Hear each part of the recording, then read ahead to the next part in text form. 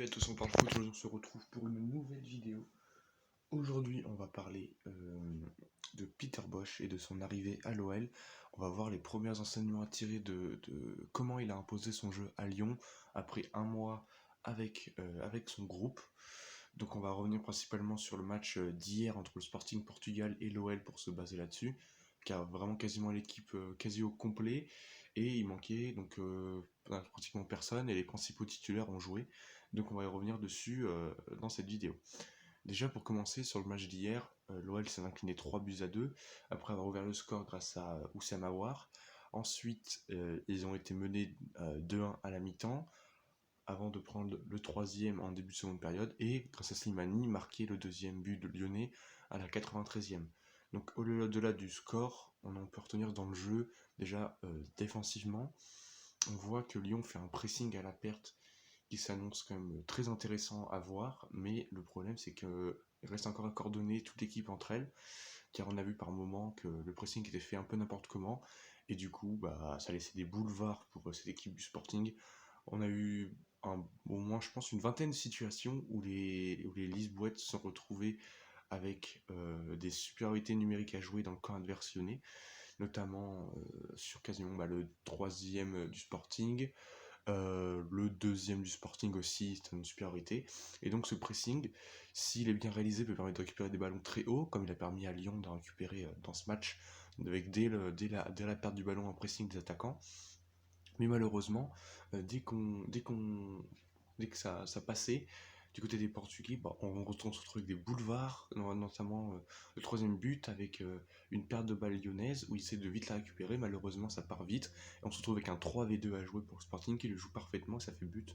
Pareil sur le deuxième, une perte de balle, long ballon devant du pressing, alors que Lyon essaie de mettre en place son pressing, long ballon en profondeur à cause du latéral qui est parti chercher le latéral adverse, et du coup ça s'attaquant tout seul pour partir au but, qui n'a pas été compensé par les défenseurs centraux, qui sont en plus pas non plus les plus rapides que l'on trouve à l'OL, et du coup il le paye cash avec malheureusement des buts encaissés. Après si on regarde d'un point de vue offensif, euh, on voit qu'il y a quand même des choses très intéressantes dans le jeu. On voit que ça lâche vite le ballon, ça propose, ça bouge. On pense pendant la première demi-heure, c'était vraiment très très intéressant, hein. Le premier but est magnifique, avec une belle construction, un jeu en triangle, beaucoup de jeux en triangle, comme on l'avait vu du côté de Leverkusen. On voit des latéraux qui participent au jeu, donc c'est vraiment très très intéressant. Et vraiment, les milieux qui sont les pièces centrales de ce style de jeu. Donc voilà, vraiment intéressant, surtout Aouar et Cacré, car il voyait quoi faire avec leur vision de jeu. Malheureusement, Jean Lucas est un peu plus lui en difficulté, et donc il a eu un peu de mal à s'épanouir dans ce match-là.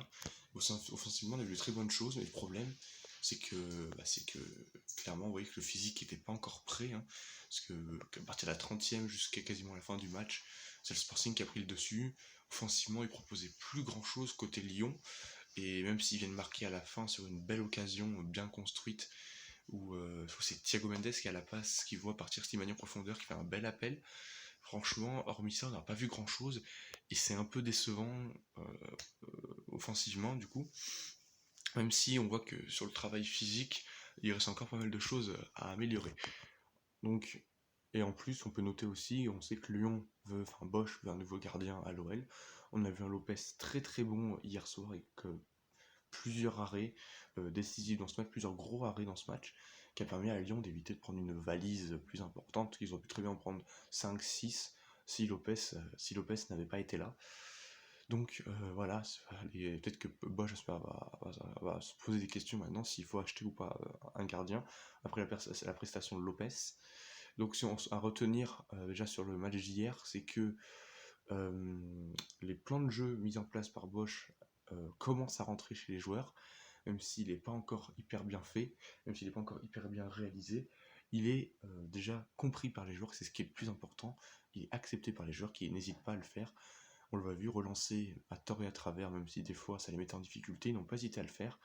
À voir maintenant quand utiliser ce plan de jeu et ne pas l'utiliser, pour éviter de se mettre en danger pour rien de temps en temps. Mais sinon, on voit que le physique reste à bosser pour les Lyonnais, et surtout que quelques questions en défense, notamment avec pas Caio, Enrique, le latéral gauche qui vient de signer à l'OL. Franchement, c'était vraiment compliqué pour lui hier, hein. On ne veut pas l'enterrer tout de suite, mais c'était vraiment très difficile. Le premier but du Sporting est complètement pour lui, vous irez voir les images, c'est vraiment digne des plus grands buts contre leur camp quasiment, c'est même pas qu'on soit comme ça a failli être un. Et le deuxième, c'est pour sa faute aussi, avec un long ballon devant, où il gère mal la profondeur, et il se retrouve perdu, complètement en retard sur son attaquant. Et voilà, et même si le troisième il était remplacé à la mi-temps, donc il n'est pas pour lui, mais clairement, une prestation compliquée de sa part. J'ai trouvé Aouar qui a créé très très bon dans ce match-là. Je les ai trouvés très solides. J'ai vu Toko Ekambi intéressant, Dembélé intéressant, avant qu'il baisse en niveau d'intensité dans le match. Mais pour le reste, je trouvais que c'est encore un peu moyen. Hormis ces joueurs-là, c'est encore un peu moyen. Il va falloir élever leur niveau de jeu.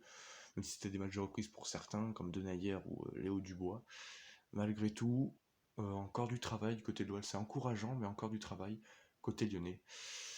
Voilà, rien d'autre chose à ajouter. Si l'OL va jouer son prochain match contre Porto le dimanche prochain, à voir si l'OL sera prêt à une semaine de la reprise de la Ligue 1, à voir comment il se débrouille. Donc voilà, c'était une petite vidéo pour vous montrer l'avant-après de l'OL avec Peter Bosz, pour voir qu'est-ce qui a été mis en place au bout d'un mois. Voilà, n'hésitez pas à me dire si vous êtes d'accord ou pas en commentaire, n'hésitez pas à me dire ce que vous avez remarqué de ce match-là par rapport aux tactiques mises en place par Peter Bosz. N'hésitez pas à liker la vidéo si elle vous a plu. On se retrouve peut-être là pour une prochaine vidéo normalement vendredi, parce que cette vidéo va sortir le mercredi. Ouais, voilà, on se retrouvera pour le vendredi, peut-être une vidéo sur la Belgique. Pourquoi faudra-t-il suivre ce championnat cette saison? Voilà, une petite vidéo sur le championnat belge pour changer. Dimanche prochain sera une vidéo sur Sorare, et après on va se concentrer tranquillement sur la nouvelle saison à venir. Et pour plus de contenu, n'hésitez pas à aller rejoindre le compte Instagram On Parle Foot, hein, où c'est où je suis principalement le plus actif. Sinon, je vous souhaite une bonne fin de journée. Portez-vous bien, bonnes vacances à ceux qui le sont et bon travail pour ceux qui travaillent. Portez-vous bien, c'était On Parle Foot, à bientôt.